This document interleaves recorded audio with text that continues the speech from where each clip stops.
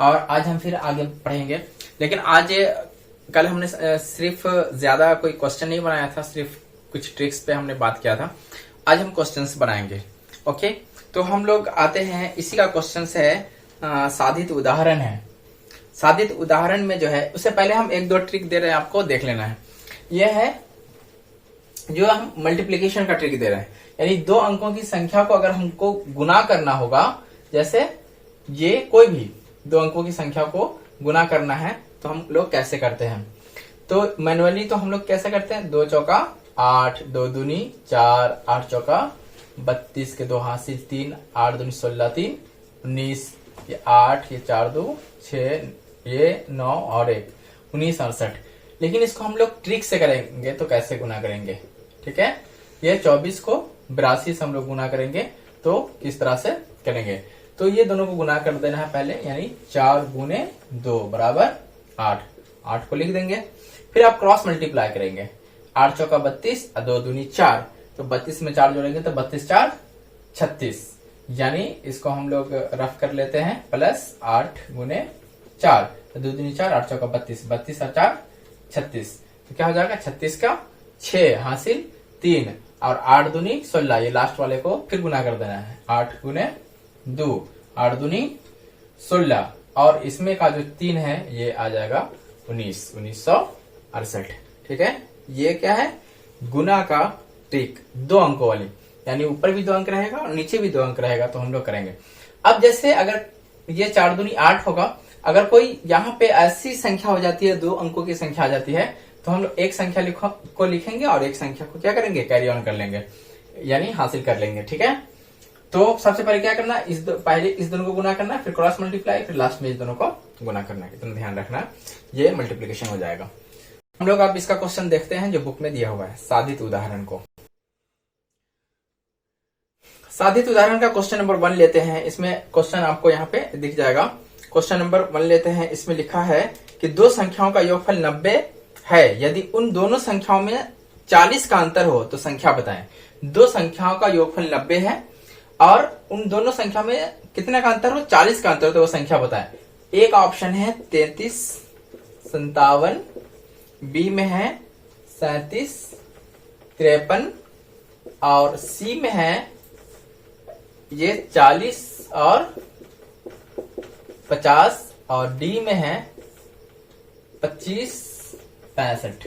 यानी ये दोनों संख्या जो है, इसमें से कौन ऐसी संख्या है जिसको दोनों को जोड़ने पर 90 आ जाता है और घटाने पे 40 आ जाता है। तो इस सबको जोड़ेंगे तो 90 आ जाएगा, लेकिन फिर ऑप्शन नहीं होगा। तो कौन ऐसी संख्या जिसको घटाने पे 40 आएगा, तो हम लोग ऑप्शन से ही आंसर बनाएंगे। ठीक है, तो 7 में से 3 घटेगा तो 4 बचेगा, 40 में 0 आता है, पहली संख्या को सिर्फ घटा के छोड़ना है। ठीक है, अगर पूरा घटाने लगेंगे तो फिर हमको कोई फायदा ही नहीं है। हमको पता है कि 40 आना चाहिए, तो 40 के जो ये इकाई का स्थान है वो 0 है, तो पहली ही संख्या को घटाएंगे, हमको पता चल जाएगा। अगर 0 आएगा तो ठीक है, नहीं आएगा तो फिर हम लोग इसको स्किप करेंगे। ये 3 13 में से 7 जाएगा 6। ठीक है, ये 40 50 में से 40 घटेगा, ये 10 बचेगा, ये कोई फायदा ही नहीं है। 0 तो हो रहा है लेकिन ये 10 बच रहा है, और इसमें से 5 में से 5 जाएगा तो 0, 6 में से 2 घटे, ये 4। ये वाला आंसर टिक करेंगे। अब जो इसमें क्वेश्चन में जो दिया हुआ है वो किस तरह से दिया हुआ है, इसमें 2 चर वाले रैखिक समीकरण पे क्वेश्चन दिया हुआ है कि दो संख्याओं का जोड़ जो है वो 90 है और उसी संख्या का जो अंतर है वो क्या है, 40 है, तो वो संख्या निकाले। तो समीकरण 1 पे बनाएंगे, फिर समीकरण 2 पे इस तरह से बनाया गया हुआ है। तो ये डिफिकल्ट हो जाएगा, यानी डिफिकल्ट नहीं होगा। अगर डिफिकल्ट नहीं भी हुआ तो ये लेंदी बन जाएगा, यानी हमें टाइम टेकन ले लेगा। तो कभी कभी क्या होता है, क्वेश्चन को हम लोग क्या करते हैं, आंसर से ही चेक कर लेते हैं ये कौन सा आंसर सही है, और वो जल्दी बन जाता है। कभी कभी देखिएगा, जब भी कंपटीशन में जाएं तो इस बात का ख्याल रखना है, ध्यान रखना है कि कंपटीशन का बहुत सारा ऐसा क्वेश्चन होता है कि हमें क्वेश्चन तो बनाने आना भी तो चाहिए ही, लेकिन एक बात का ध्यान रखना है कि कंपटीशन में इस बात का भी ध्यान रखा जाता है कि हमें यह भी मालूम हो कि किस क्वेश्चन को हमें छोड़ना है, यानी हमें क्वेश्चन छोड़ने भी आना चाहिए। क्वेश्चन बनाने तो आना ही चाहिए, साथ साथ हमें यह भी पता होना चाहिए कि कौन सा क्वेश्चन छोड़ना है। जैसे कोई टाइम टेकन क्वेश्चन होता है तो उसको हम लोग छोड़ेंगे, बहुत ज्यादा अगर टाइम लेता है तो उसको हम लोग छोड़ेंगे। या फिर ऐसा क्वेश्चन जिसको हम बना तो लेंगे लेकिन बहुत ज्यादा टाइम ले लेगा और हमारा माइंड अपसेट हो जाएगा, तो फिर वैसे क्वेश्चन को छोड़ना भी है, स्किप भी करना है। तो हमें जिद पर नहीं करना है कि हमें सारे क्वेश्चन को बना ही देना है, ऐसा नहीं करना है।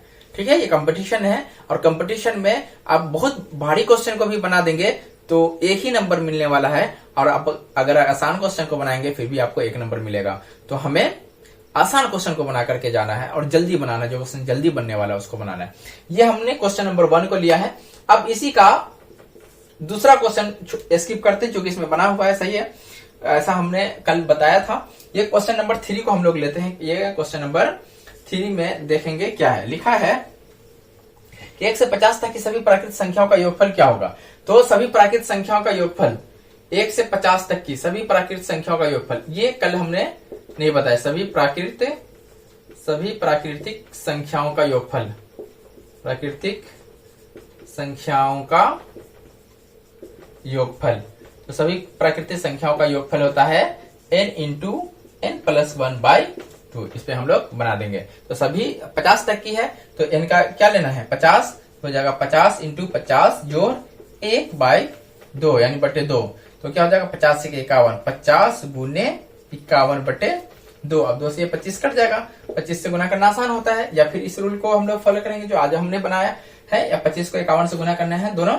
तो 25 का, क्योंकि पहाड़ा पढ़ना आसान होता है इसलिए हम लोग 25 से 25 के 5 हासिल 2, 25 पंचे 125, 127, 1275 आंसर हो जाएगा। अगर नहीं आएगा तो फिर हमने जो ट्रिक बताया है, कौन सा ट्रिक अभी हम बताए थे कि 25 को 51 से कैसे गुना करना है। तो 5 इकाई 5, फिर 2 इकाई 2, 5 पच्चे 25, 25 2 27 के साथ हासिल 2, 5 में 10 2 12, 1275। ओके, ये आसान तरीका है। तो किसी भी तरीके से हम लोग जल्दी करना है काम, ऐसा करने की कोशिश करना है। अब हम लोग जो साधित प्रश्न है उसको हम लोग छोड़ते हैं और अभ्यास प्रश्न पे आते हैं। अभ्यास प्रश्न का अभी हम लोग जो पढ़ रहे हैं वो नंबर सिस्टम पढ़ रहे हैं, और अभ्यास प्रश्न पे आते हैं। अभ्यास प्रश्न में क्या प्रश्न है वो देखिए। प्रश्न इस तरफ है, हम पढ़ रहे हैं यहाँ कि यदि x एक सम संख्या हो और n एक धनात्मक पूर्णांक हो। x क्या है, सम संख्या हो, हम सिर्फ समझाने के लिए लिख रहे हैं। x बराबर सम संख्या हो और n एक धनात्मक पूर्णांक हो। n कोई भी धनात्मक पूर्णांक होना चाहिए, यानी ये माइनस में नहीं होगा, प्लस में ही होगा। तो लिखा है कि x का पावर n 4n में सदैव क्या होगा, सदैव माने हमेशा इकाई के स्थान पर 0 होगा, इकाई के स्थान पर 6 होगा, इकाई के स्थान पर 0 या 6 होगा, इनमें से कोई नहीं। अब हम लोग देखते हैं, यहाँ पे हम लोग कोई सम संख्या लेते हैं तो यहाँ पर 2 ले लेंगे, और यहाँ पे 4 है, यहाँ पर कोई धनात्मक पूर्णांक ले लेते हैं, 1 2 का पार हो जाएगा क्या, 4। अब इसको करेंगे तो 2 2 2 2 यानी 2 गुने 2 गुने 2, ये 4 बार, तो 2 दूनी 4 दूनी 8 दूनी 16। इकाई के स्थान पर क्वेश्चन पूछ रहा है तो 6 होना चाहिए। अब क्या यही होगा आंसर, या इकाई के स्थान पर 6 होगा, डायरेक्ट टिक कर देंगे, गलत हो जाएगा। और भी चेक कर लेंगे दूसरी सम संख्या को लेकर के, तो जो भी सम संख्या लेंगे वो 6 होगा। लेकिन जब 10 पे जाएंगे ना, 10 पे, चूंकि 10 भी एक सम संख्या है, और जब 10 पे जाएंगे इसका कितना भी पावर कर देंगे, इसका 10 पावर कर दें, 8 पावर कर दें, यानी 4 तो ये है, और 2 n की जगह पर 2 लिख लेंगे, तो भी हम लोग क्या करते हैं, 10 का पावर अगर 8 हो जाएगा तो इसका मतलब है कि इस पर कितने 0, 1 2 3 4 5 6 7 8, इकाई के स्थान पर क्या हो जाएगा, 0 ही होगा। यानी 10 के ऊपर जितना भी पावर डाल देंगे लेकिन इकाई के स्थान पर क्या आएगा, 0 ही आएगा। तो इसका आंसर हो जाएगा 0 भी हो सकता है और 6 भी हो सकता है। तो इकाई के स्थान पर क्या होगा, 0 या 6 होगा। ठीक है, तो हमें लगता है कि आपको समझ में आ गया होगा। अगर नहीं आया होगा तो पूछ लेना। दूसरा क्वेश्चन हम लोग देखते हैं क्या है। दूसरा क्वेश्चन है कि निम्नलिखित में से कौन सी संख्या किसी प्राकृतिक संख्या का वर्ग नहीं हो सकता। अब देखिए, इसको समझने के लिए जो है वो सबका वर्ग निकाल के देखेंगे, वर्गमूल निकाल के देखेंगे तो गड़बड़ हो जाएगा कि वर्ग हो सकता है कि नहीं। हम एक ट्रिक बता रहे हैं, उसको याद रखना है। ठीक है, ये ट्रिक है। हमने कहा था कि बीच में भी जो ट्रिक आएगा वो जो बुक में दिया भी नहीं है वो भी बताया जाएगा। तो जो कल बुक में दिया था 4-5 ट्रिक वो हमने बताया था, और बीच में क्वेश्चन के साथ साथ ट्रिक भी बताए जाएंगे जिस क्वेश्चन में ट्रिक लगेगा। इसमें है, देखिए, 1 का वर्ग हम लोग निकालेंगे तो क्या आ जाता है 1, 2 का वर्ग निकालेंगे तो क्या आ जाएगा 4, 3 का वर्ग करेंगे तो क्या आ जाएगा 9, और 4 का वर्ग करेंगे तो 16, और 5 का वर्ग करेंगे तो क्या हो जाएगा 25, और 6 का वर्ग करेंगे तो हो जाएगा 36, और 7 का वर्ग करेंगे तो 7 सत्ते 49, और 8 का वर्ग करेंगे तो 8 अठे 64, 9 का वर्ग करेंगे तो 9 नमा 81। ठीक है, तो देखिए इकाई के स्थान पर 1 आएगा, 4 आएगा, 9 आएगा, 6 आएगा, 5 आएगा, 6 तो पहले भी आ गया है, 9 पहले भी आ चुका है, और 4 पहले भी आ चुका है, और 1 पहले भी आ चुका है। यानी किसी भी संख्या का जब हम वर्ग निकालते हैं तो इकाई के स्थान पर 1 आ सकता है, 4 आ सकता है, 5 आ सकता है, और 6 आ सकता है, 7 नहीं आएगा, 8 भी नहीं आएगा, 9 आ सकता है। इसके अलावा अगर कोई इकाई के स्थान पर किसी संख्या के इकाई के स्थान पर जैसे 2 है, 3 है, 7 है, 2 3 4 5 6 7 है, तो 2 3 7 अगर किसी संख्या के इकाई के स्थान पर आएगा, इसका मतलब है ये पूर्ण वर्ग संख्या नहीं है। तो किसके के यहाँ पे कौन सी संख्या में ए में है 17,956, 6 है, ये वर्ग किसी का हो सकता है। 18,225 है, किसी का वर्ग हो सकता है। 53,361 ये किसी का वर्ग हो सकता है, लेकिन 63,592 ये किसी का वर्ग हो ही नहीं सकता क्योंकि इसके इकाई के स्थान पर 2 है। यानी 2 3 7 अगर किसी के संख्या के इकाई के स्थान पर होगा, इसका मतलब है कि वो किसी का वर्ग नहीं है 100%। अब इसको चारों क्वेश्चन को निकाल के देखने की जरूरत नहीं होगी, तो इसको याद रख लेना। सिर्फ ये वर्ग होगा तो इकाई के स्थान पर ये सब संख्या आएंगी, और वर्ग नहीं होगा तो इकाई के स्थान पर ये सब संख्या आएगी। तो वर्ग है या नहीं, सिर्फ ये क्वेश्चन देखना है। तो लिखा है का वर्ग नहीं हो सकता तो इसमें से ढूंढेंगे, वर्ग हो सकता है तो हम लोग इसमें से ढूंढेंगे।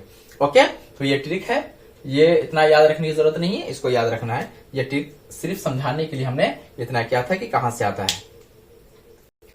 अब तीसरा क्वेश्चन है कि 1 से 32 के बीच सम संख्याओं का योग क्या होगा। 1 से 32 के बीच, यानी 1 से 32 के बीच, तो याद रखना है कि 32 के बीच, 1 से 32 के बीच, 32 के बीच यानी 32 नहीं लेना है। तो 32 से पहले क्या आएगा सम संख्या 30 आएगा, ये 30 लेना है।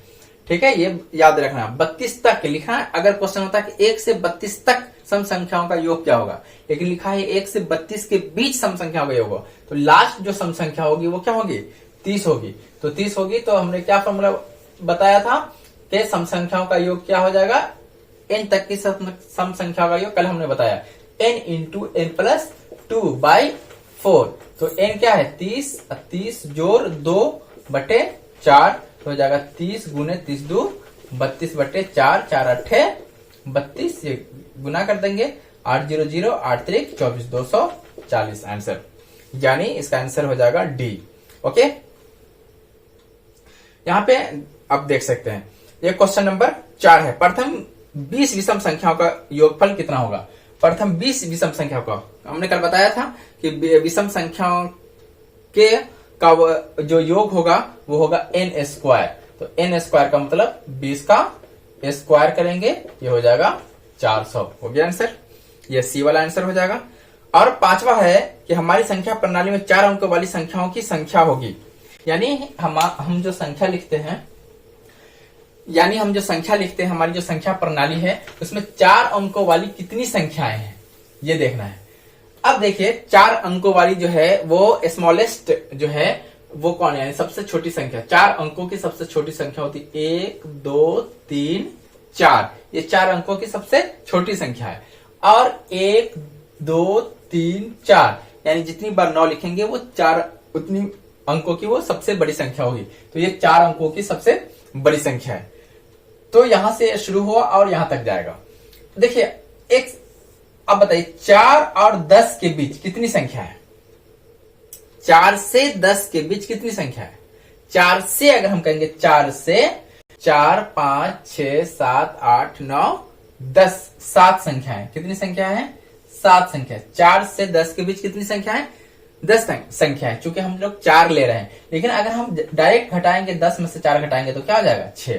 तो जब भी दो संख्याओं के बीच की संख्या, अगर इसके और इसके बीच की संख्या निकालनी हो तो हम लोग डायरेक्ट घटाएंगे, आंसर आ जाएगा। लेकिन इसको लेकर के अगर घटाना हो कि ये भी उसी में शामिल है, क्योंकि ये भी 4 अंकों की संख्या है, तो हम लोग बाद में 1 जोड़ देंगे तो हम आंसर तक पहुंच जाएंगे 7। यानी हम लोग इसमें से घटा देंगे 9,999 में से 1,000 हम लोग घटा देंगे तो क्या हो जाएगा 8,999। जब इसमें एक जोड़ देंगे 9 1 10 के 0 हासिल 1 9 1 10 के 0 हासिल 1 9 1 10 के 0 हासिल 1 8 1 9 9,000।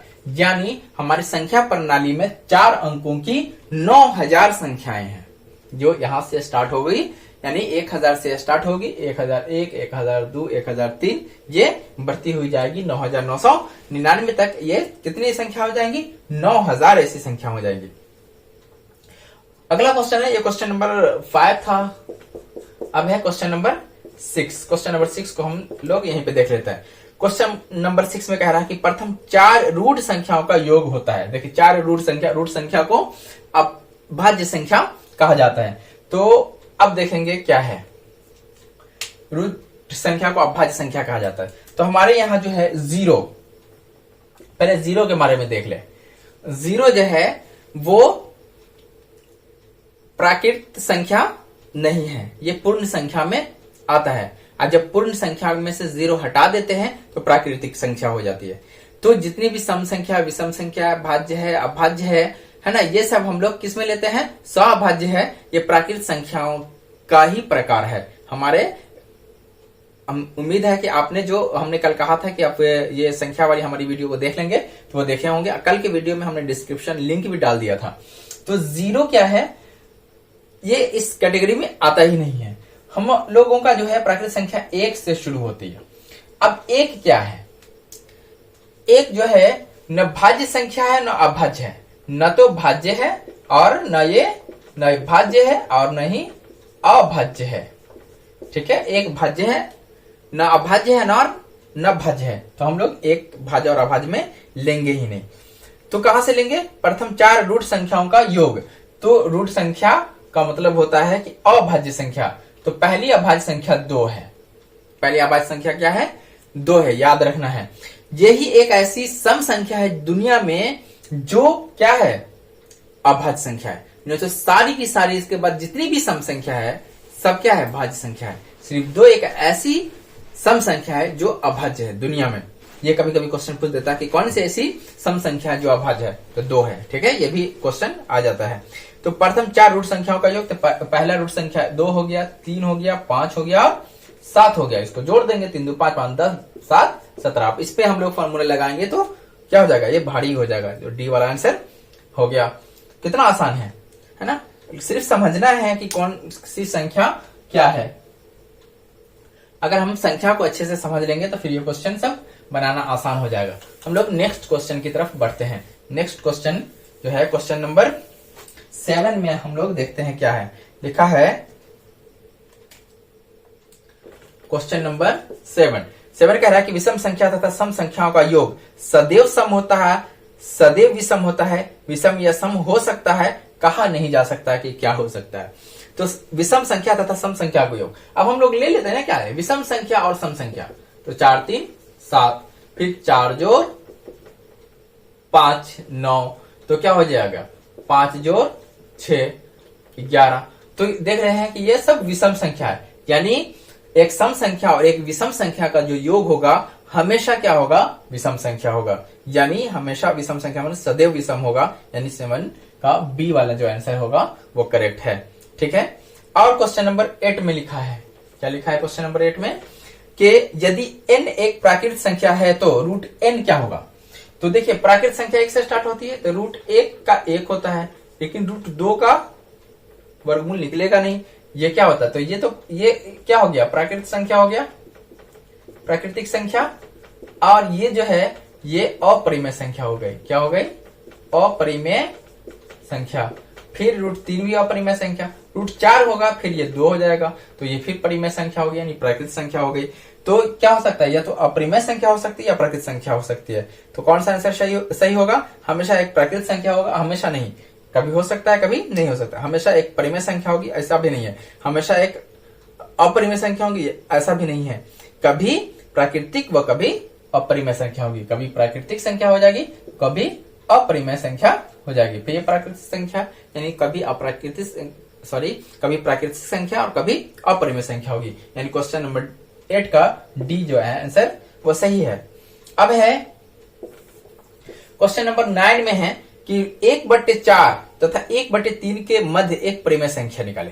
हमको पता है कि दो परिमेय संख्याओं के बीच अनेक परिमेय संख्या निकाली जा सकती है, यानी हजारों की हजार अनगिनत अपरिमेय संख्या है। अब इसमें सिर्फ क्या निकालना है, एक अपरिमेय संख्या निकालना। तो कितना आसान है, किसी दो संख्या के बीच अगर हमको संख्या निकालना हो तो हमको क्या है, आसान है। मतलब कि अगर मान लो कि 3 और 4 के बीच एक संख्या निकालना है तो इस दोनों को जोड़ देंगे और 2 से भाग कर देंगे। तो 4 3 7 भागा 2 क्या हो जाएगा, 3.5 हो जाएगा। ठीक है, तो इसी तरह इस दोनों को क्या करेंगे, 1/4 जोड़, क्वेश्चन पे आते हैं हम लोग, 1/4 जोड़ 1/3 और भागा क्या कर देंगे, 2 कर देंगे। तो 4 और 3 का लसा क्या हो जाएगा, 4 3 12, 3 जोड़ 4 हो जाएगा। यानी इसको पलट देना है अगर ऊपर 1 हो तो ये और भागा क्या है, 2 है।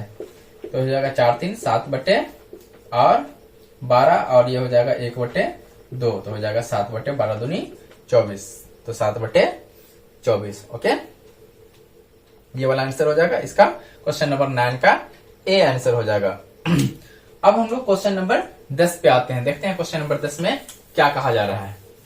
कितना आसान है, सिर्फ समझना है।